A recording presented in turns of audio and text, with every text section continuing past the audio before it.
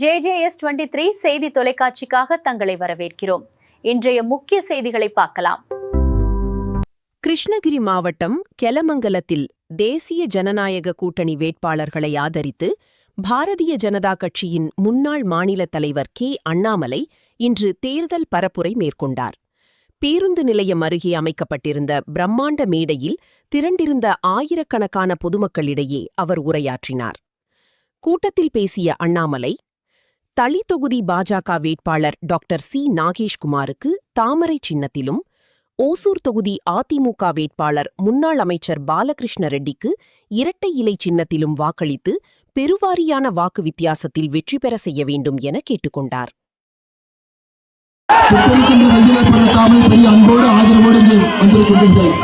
உங்கள் எல்லோருக்கும் மற்றும் ஒரு முறை உங்களுடைய பாதத்தை தொட்டு வணங்கி இன்றைய தெரிவித்துக் கொள்கிறேன். தமிழகம் முழுவதும் மாற்றத்திற்காக நம்முடைய சொந்தங்கள் நின்று கொண்டிருக்கின்றார்.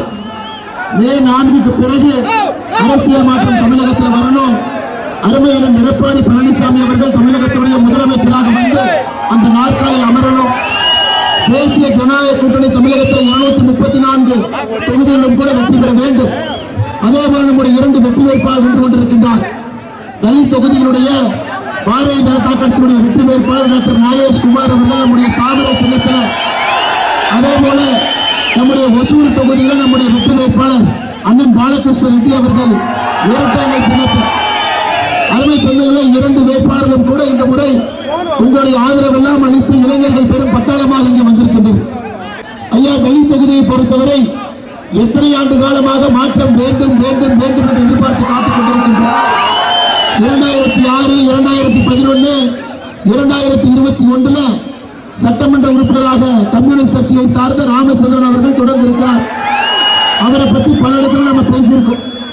ஐயா, இன்னைக்கு தலித் தொகுதியில ரவுடிகள் தொல்லை இல்லை, எம்எல்ஏ தொல்லை இருக்கு. தலித் தொகுதியை பொறுத்தவரை ஒரு சட்டமன்ற உறுப்பினர் சட்டமன்ற வேட்பாளராக இருக்கக்கூடிய திரு ராமச்சந்திரன் அவர்களை பாருங்க. தமிழ்நாட்டில் எங்கேயுமே இல்லாத அளவுக்கு 2 கொலை வழக்கு, 4 கொலை முயற்சிக்கான வழக்கு, 2 murder case, 4 attempt murder case இருக்கக்கூடிய ஒரு வேட்பாளராக தலித் தொகுதியில ராமச்சந்திரன் இருக்கார். ஐயா, உண்மையை சொல்ல வேண்டும் என்றால் ராமச்சந்திரன் என்று சொல்வதை விட ரவுடி ராமச்சந்திரன் என்றுதான் சொல்ல வேண்டும். அந்த அளவுக்கு பல பிரச்சனைகளை மக்களுக்கு ஏற்படுத்தி இருக்கின்றார்கள். ஐயா, இந்த முறை மாற்றம் வர வேண்டும் என்றால், நம்முடைய மாவட்டத்தில் மாற்றம் வர வேண்டும் என்றால் 3 விஷயங்கள் தேவைப்படுகிறது. டெல்லியில பாரத பிரதமர் ஐயா நரேந்திர மோடி அவருடைய ஆட்சி, மாநிலத்தில் ஐயா எடப்பாடி பழனிசாமி அவர்கள் முதல்வர் நாற்காலியில மே 4க்கு பிறகு, அதே போல நம்முடைய தலித் தொகுதியில ஒசூர் தொகுதியில 2 வெற்றி வேட்பாளர்களும் கூட இங்கிருந்து செல்ல வேண்டும். இந்த 3 மனிதர்களும் ஒரே கோட்டில் இருக்கும் பொழுது மட்டும்தான் மாற்றம் நம்முடைய தொகுதிக்கு வரும். அருமை சொந்தங்களே, 511 தேர்தல் வாக்குறுதியில முழுமையாக 70 வாக்குறுதியை கூட திராவிட முன்னேற்ற கழகம் நிறைவேற்றலைங்க. 70 கூட நிறைவேற்றல. ஐயா, போன தேர்தல் வாக்குறுதிக்கு இந்த தேர்தல் வாக்குறுதி பார்த்தீங்கன்னா அப்படியே 77 தேர்தல் வாக்குறுதியை கட் காப்பி பேஸ்ட் பண்ணி 2021 இருந்த தூக்கி 26 தேர்தல் வாக்குறுதியில் அப்படியே ஒரு வார்த்தை மாறாம போட்டிருக்காங்க. நமக்கு திமுக வேண்டாம் என்பதிலே தெல்ல தெளிவாக இருக்கும். ஐயா, மாற்றுமொழி பேசக்கூடிய நண்பர்கள், இன்னைக்கு நம்முடைய பார்டர் தொகுதியில எங்கிருக்கக்கூடிய அன்பு சொந்தங்கள் நிறைய பேர் தெலுங்கு பேசுறது, நிறைய பேர் கன்னடம் பேசுறது, மாற்றுமொழி பேசக்கூடிய சொந்தங்கள் இந்த பார்டர் தொகுதிக்குள்ள நிறைய பேர் இருக்கிறது. உங்களுக்கெல்லாம் திராவிட முன்னேற்ற கழகம் மரியாதை கொடுக்குதுன்னு நினைக்கிறீங்களா? திமுக ஆட்சியில வேறு மொழி பேசக்கூடிய சகோதர சகோதரர்களுக்கு மரியாதை வந்திருக்கா? இல்லை. இதெல்லாம் மாற வேண்டும் என்றால் திராவிட முன்னேற்ற கழகத்தை ஆட்சியிலிருந்து எடுக்க வேண்டிய கட்டாயம் நமக்கு இருக்கிறது. அருமை சொந்தங்களை, இன்னொன்றையும் புரிந்து கொள்ள வேண்டும். 2 நாட்களுக்கு முன்பு பாராளுமன்றத்தில் பாரத பிரதமர் நரேந்திர மோடி அவர்கள் நம்முடைய தாய்மார்களுக்கு குரல் கொடுப்பதற்காக ஒரு மசோதாவை கொண்டு வந்தார். 131வது அரசியலமைப்பு திருத்த சட்ட மசோதா. அது நேற்று பாராளுமன்றத்தில் திட்டமிட்டு காங்கிரஸ் கட்சி, திராவிட முன்னேற்ற கழகம் திட்டமிட்டு, கம்யூனிஸ்ட் கட்சி திட்டமிட்டு அந்த மசோதாவை தோற்கடித்திருக்கின்றார்கள். 298 பேர் மசோதாவுக்கு ஆதரவாக, 230 பேர் மசோதாவுக்கு எதிராக வாக்களித்து 3/2 பங்கு பெரும்பான்மை நமக்கு கிடைக்காத காரணத்தினால அது தோற்கடிக்கப்பட்டிருக்கிறது. விகிதாச்சார அடிப்படையில் தென்னிந்தியாவுடைய உரிமையை மோடி அவர்கள் விட்டுக் கொடுக்கல. விகிதாச்சார அடிப்படையில் தமிழகத்துடைய உரிமையை மோடி அவர்கள் விட்டுக் கொடுக்கல. 50% உயர்த்தியும் கூட திராவிட முன்னேற்ற கழகம், கம்யூனிஸ்ட் கட்சி, காங்கிரஸ் எல்லாம் ஒன்றாக சேர்ந்து பாராளுமன்றத்தில் இந்த மசோதாவை தோற்கடித்திருக்கின்றார்கள். அதனால் சகோதர சகோதரிகளே, எப்படி உங்களுக்கு எதிராக திமுக கம்யூனிஸ்ட் ஓட்டு போட்டாங்களோ 23ஆம் தேதி ஏப்ரல் நீங்க இவர்களுக்கு எதிராக வாக்களிக்க வேண்டும் என்று தமிழகத்தில் கேட்டுக்கொள்கிறேன். எப்படியாவது இந்த மசோதாவை பாராளுமன்றத்தில் வருகின்ற காலத்தில் கொண்டு வரத்தான் போறாரு. நம்முடைய தாய்மார்களுக்கு சகோதரிகளுக்கு 33% இடஒதுக்கீடு பாராளுமன்றத்தில் நம்ம கொடுக்கத்தான் போறோம். ஆனா இன்னைக்கு நம்ம எதிர்த்து வாக்களித்தவர்களுக்கு நீங்க 23ஆம் தேதி அவர்களை எதிர்த்து வாக்களிக்க வேண்டும் என்று அன்போடு கேட்டுக்கொள்கின்றேன். ஐயா, திராவிட முன்னேற்ற கழகத்தினுடைய ஆட்சியை தமிழக மண்ணிலிருந்து வேரோடு மண்ணோடு சாய்க்க வேண்டிய நேரம் இது. பேசுவது வேறு, செய்வது வேறு. கடந்த 5 ஆண்டு காலமாக பெண்களுக்கு எதிரான நடந்திருக்கக்கூடிய கொலை குற்றங்களை மட்டும் பாருங்க. 2080 கற்பழிப்புகள், 2080 1 2 இல்ல, 2080 ரேப் கேஸ். ஐயா, படுகொலைகள் மட்டும் 8008. 18 வயசுக்கு இருக்கக்கூடிய குழந்தைகள் மீது நடத்தப்பட்ட வன்கொடுமை 39,900. ஒரு நாளைக்கு 28 குழந்தைகள் தமிழகத்தில் போக்சோ வழக்கு நாம் பதிவு செய்கின்றோம். உங்க குழந்தையா இருக்கலாம், என் குழந்தையா இருக்கலாம், பக்கத்து வீட்டு குழந்தையா இருக்கலாம், நம்ம உள்ளூர் குழந்தையா இருக்கலாம். ஒரு நாளைக்கு 28 குழந்தை மீது தமிழகத்தில் போக்சோ சட்டம் நாம் பயன்படுத்துகின்றோம். ஒரு அரசனுடைய முதல் வேலை என்பது பாதுகாப்பு, நீர் பாதுகாப்பு, சொத்து பாதுகாப்பு. அதுக்கப்புறம் தாங்க ஐயா வளர்ச்சி. ஸ்டாலின் அவர்களை பொறுத்தவரை, திராவிட முன்னேற்ற கழகத்தை பொறுத்தவரை சட்டம் ஒழுங்கு நாசப்படுத்தி இந்த நாற்காலியில் அமர்ந்திருக்கின்றார்கள். அவர்களுக்கு எதிரான வாக்காக இருக்கும். ஐயா, எல்லா பையன் சொல்லுவாங்க, ஐயா நீங்க செலுத்தக்கூடிய வாக்கு என்பது அடுத்த 5 வருஷ காலம் உங்க தலைமுறையை தீர்மானிக்க போற வாக்கு. வேற மோடி அவர்கள் திட்டத்தை கொடுக்க வேண்டும் என்று நினைக்கின்றார். யாராவது திராவிட முன்னேற்ற கழகத்தில் யாராவது ஒரு தலைவர், நாங்க ஒசூர் கொடுத்தோம், கிருஷ்ணகிரி கொடுத்தோம், 10,000 கோடி கொடுத்தோம், பேசவே மாட்டானே. ஐயா, நாம் பேசுவது 21ஆம் நூற்றாண்டுல எல்லாருக்கும் கையிலும் செல்போன் இருக்கு. தட்டி பார்த்தீங்கன்னா எல்லாருக்குமே தெரியும் மோடி அவர்கள் தமிழகத்திற்கு என்ன செஞ்சிருக்கிறாங்க, ஒசூருக்கு என்ன செஞ்சிருக்கிறாங்க. திராவிட முன்னேற்ற கழகம் 5 ஆண்டுகளாக விவசாயம்னா என்னன்னே தெரியாது. ஐயா, ஸ்டாலின் அவரை ஏன் நாம் விவசாயம் இல்லைன்னு சொல்றோம்? ஒரு பால் கறக்கிற மாட்டை கொண்டு வந்து முன்னாடி கட்டி வச்சீங்கன்னா பால் கொப்புல இருந்து வருதா காம்புல இருந்து வருதான்னு கூட தெரியாது. எப்படி ஒரு விவசாயம், எப்படி விவசாயம்? டெல்டா பகுதியில் கான்கிரீட் ரோடு போட்டு வயல்வெளிக்குள் நடக்கிறார் விவசாயிங்களா?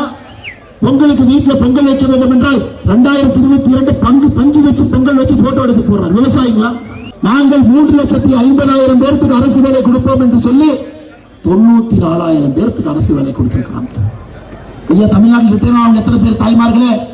கடந்த 5 ஆண்டுகள்ல தமிழகத்தில் ரிட்டையர் ஆனவங்க மட்டுமே அரசு வேலையில 1,05,000 பேர். எங்கேயாச்சும் ஒரு கேடுகட்ட ஆட்சியை பார்த்திருக்கீங்களா? ரிட்டையர் ஆனவங்க 1,05,000 பேர், பணி நிரப்பப்பட்டவங்க 94,000 பேர். ஆனா தேர்தல் வாக்குறுதி கொடுத்தது 3,50,000 பேர். 23ஆம் தேதி நீங்க செய்ய வேண்டியது ஒரே ஒரு வேலை. நம்முடைய சின்னம் தலிக்கு போறீங்க, தலியுடைய வாக்காளராக இருக்கிறேன், எதை யோசிக்க வேண்டாம். இந்த முறை ஒரு ரவுடி ராஜ்யத்திலிருந்து ஒரு படித்த டாக்டர் கைக்கு நீங்க இந்த வாய்ப்பு கொடுக்க, மருத்துவரை மக்கள் சேவை செய்வதற்கு ஒரு வாய்ப்பு நீங்க கொடுங்க. தாமரை சின்னத்திற்கு ஒரு வாய்ப்பு கொடுங்க. மத்திய அரசு ஆட்சியில் இருக்கு, எம்பிஆருக்கு என்ன வேண்டுமோ இந்த பகுதிக்கு தலிக்கு கொண்டு வருவது எங்களுடைய பொறுப்பு. 3 முறை 15 ஆண்டுகள் சட்டமன்ற உறுப்பினராக இருந்து குட்டி இங்கிலாண்டாக இருக்க வேண்டிய தலி இன்னைக்கு குட்டி சுவராயிருக்கு. அதே மெட்ரோ ரயில் எக்ஸ்டென்ஷன் வரணும், எல்லாமே வர வேண்டும் என்றால் மத்திய அரசோடு மாநில அரசு இணைஞ்சாந்தாங்க அது நடக்கும். ஐயா, ஒரு கையில தட்டினா சத்தம் வராது, 2 கையில தட்டினா தான் சத்தமே வரும். மத்திய அரசும் மாநில அரசும் இணையாமல் எப்படி ஒரு வளர்ச்சியை அண்ணன் பாலகிருஷ்ண ரெட்டி அவர்கள் ஒசூர் கொண்டு வர முடியும்? இன்னைக்கு இணைஞ்சிருக்கிறோம், மாநிலத்தில் மத்தியத்தில் இணைந்திருக்கின்றோம், கூட்டணியில் இருக்கிறோம். ஆனால் இந்த முறை பாலகிருஷ்ண ரெட்டி அவர்கள் உங்களுடைய சட்டமன்ற உறுப்பினராக வரும் பொழுது வளர்ச்சி என்பது அடுத்த கட்டத்திற்கு செல்லும் என்பதையும் கூட நீங்கள் உணர்ந்து கொள்ள வேண்டும். அருமை சொந்தங்களே, அனைத்து இந்திய அண்ணா திராவிட முன்னேற்ற கழகம் ஆட்சி முடிந்து வெளியே வரும் பொழுது இந்த ஒரு மாவட்டத்தில் மட்டுமே 1,67,900 விவசாயிகளுக்கு 6,000 ரூபாய் கொடுத்தோம். இன்னைக்கு திமுக ஆட்சி வெளியே முடிந்து போகும் பொழுது அது 85,000 விவசாயிகளை குறைஞ்சிருக்கு. ஐயா, 82,000 விவசாயிகள் இந்த ஒரு மாவட்டத்தில் மட்டுமே மத்திய அரசுடைய கிசான் திட்டத்திலிருந்து நீக்கப்பட்டிருக்கின்றார்கள். எதுக்கு நீக்கணும்னு கேட்டா, ஆதார் கார்டு இல்ல இணைக்கல, ஆதார் கார்டு பேங்க் அக்கௌண்ட் இணைக்கல, கூட்டுப்பட்டா இருக்கு இணைக்கல, கூட்டுப்பட்டா இருக்கு, கூட்டுப்பட்டாவுக்காக நாங்கள் கொடுக்க மாட்டோம் என்று சொல்லி 82,000 விவசாய பெருமக்களை இந்த ஒரு மாவட்டத்தில் மட்டுமே பாரத பிரதமருடைய கிசான் சம்மான் நிதியிலிருந்து நீக்கி இருக்கின்றார். ஆனா இந்த முறை மத்திய அரசு மாநில அரசு இணைகின்ற காரணத்தினால இதனுடைய வளர்ச்சியை அடுத்த கட்டத்துக்கு எடுத்துட்டு போவோம். ஐயா, இன்னைக்கு நான் உறுதி சொல்றேன். இன்னைக்கு பாருங்க, உதாரணத்துக்கு நாம எல்லாம் இங்கிருந்து அவசரமா போனா கூட ஒரு தனியார் விமான நிலையத்தில் அந்த தாள் இதுக்குள்ள நம்ம போகணும். இன்னைக்கு ஒசூருக்கு தேவை ஒரு உலகத்தரம் வாய்ந்த ஒரு விமான நிலையம் ஒசூருக்கு தேவையில்லை. எந்த மாற்று கருத்து இல்லைங்க. பக்கத்தில் சர்வீஸ் பண்ணணும். மாநிலத்திலிருந்து ஒரு ப்ரொபோசல் கொடுப்பாங்க, தப்பா கொடுப்பாங்க. மெட்ரோ வேறும் கொடுப்பானுங்க, பேசிக் டேட்டாவே தப்பா கொடுப்பாங்க. திராவிட முன்னேற்ற கழகத்தை பொறுத்தவரை வளர்ச்சி வரக்கூடாதுன்னே மத்திய அரசுக்கு டிபிஆர் தவறாது. ஒசூரை பொறுத்தவரை நம்முடைய சட்டமன்ற உறுப்பினர்கள் இங்கே வரட்டும், அவர்களோடு இணைந்து மத்திய அரசோடு பேசி உங்களுக்கு அந்த மெட்ரோ ரயிலுடைய எக்ஸ்டென்ஷனாக இருக்கட்டும், வரக்கூடிய விமான நிலையமாக இருக்கட்டும். ஏன்னா இளைஞர்கள் அடுத்த கட்டம் சிந்திக்கிறாங்க, படிக்கிறாங்க, வேலை வாய்ப்பு உருவாகி கொண்டிருக்கிறது, தொழிற்சாலைகள் வருது. இதெல்லாம் கனெக்டிவிட்டிங்க ஐயா, கனெக்டிவிட்டி.